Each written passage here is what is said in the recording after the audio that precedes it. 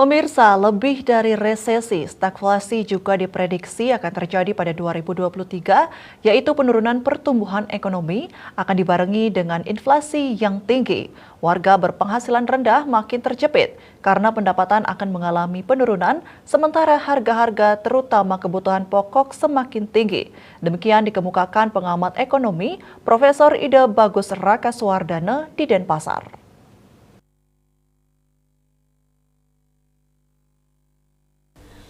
Ditambahkan ancaman stagflasi lebih berat daripada resesi. Kalau resesi hanya perlambatan ekonomi 2 kuartal berturut-turut dengan adanya pengangguran lebih banyak.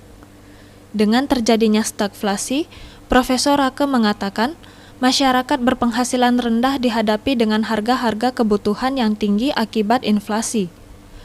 Kondisi ini membuat pendapatan real masyarakat akan semakin menurun. Inflasi yang tinggi menurutnya akan memberi dampak besar bagi masyarakat berpenghasilan rendah. Menghadapi situasi stagflasi, dikatakannya, kondisi di Indonesia tidak akan terlalu parah, mengingat dapat menghasilkan pangan sendiri. Tidak seperti negara lain yang impor pangannya terlalu tinggi. Hanya, ia memprediksi kondisi dunia akan terdampak pada pertumbuhan ekonomi yang mengalami perlambatan.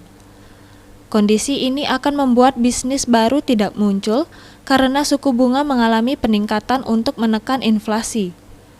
Meningkatnya suku bunga membuat bisnis lesu, bisnis baru pun tidak muncul serta berdampak pada kebutuhan tenaga kerja menurun sehingga terjadi peningkatan pengangguran. Menghadapi kondisi tersebut, menurut Profesor Rake, pemerintah harus cermat dan butuh kerjasama dari berbagai pihak dengan kebijakan fiskal.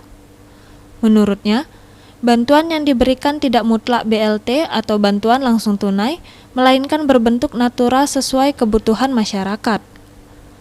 Widi Bisnis Bali melaporkan.